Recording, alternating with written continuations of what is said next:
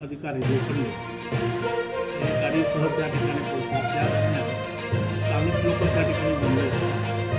महिला रस्त्यावर निश्चित पडली होती, यशोतेवरचे थांबली होती। तिथे स्थानिक लोकांच्या मतीने त्यांच्या निर्भया पथकाच्या महिला सूर्यवंशी तसेच PSI लोखंडे यांनी स्थानिक लोकांनी मिळून एक ॲम्ब्युलन्स बोलवली।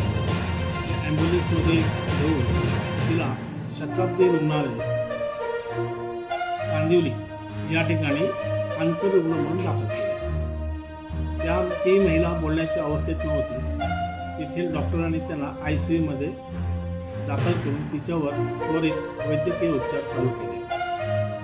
नमूद महिला ही होशमध्ये नसल्यामुळे त्यावेळी तिचा जबाब घेता आला नाही। ज्यावेळी ती संध्याकाळी ज्यावेळी ती शुद्धीवर आली त्यावेळी आमचे महिला पोलीस उपनिरीक्षक यांनी तिच्याकडे चौकशी केली।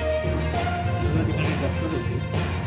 सदर चौकशीमध्ये नमूद महिलेने तिच्यासोबत तिने विनय या नावाच्या इसम आणि तिचे दोन मित्र त्यांच्यासोबत एका हॉटेलमध्ये पार्टीसाठी गेली होती।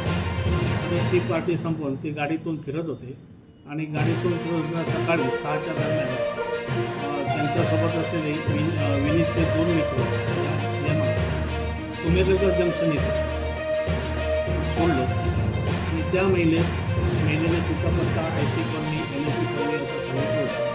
म्हणून तिला लिंग रोडने डॉन बॉस्को सिग्नलच्या ठिकाणी आली आणि डॉन बॉस्को सिग्नलच्या ठिकाणी गाडी अग्निशमनदलच्या समोरून जात असताना तिथून तिचा मोबाईल वाजला।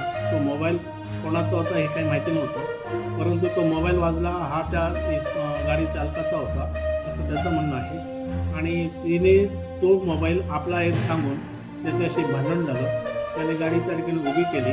त्यांच्याकडनं तो मोबाईल काढून घेतात, त्याच्यात त्यांनी शिवीगाळ करून तिला मारहाण केली आणि तो गाडीच्या बाहेर आला गाडी उभी करून। तेवढ्यात ती गाडीच्या बाहेर उतरली, तसा तो आतमध्ये बसला आणि त्या दरम्यान ती महिला गाडीच्या बोनेटवर चढली आणि बोनेटवर चढली असताना सुद्धा त्याने तिला खाली न उतरवता गाडी चालवत पुढे नेली आणि ती पुढे घसरून गाडीच्या खाली पडली। तरीसुद्धा त्याने गाडी उभी न करता तिच्या अंगावर गाडी घालून पळून गेली।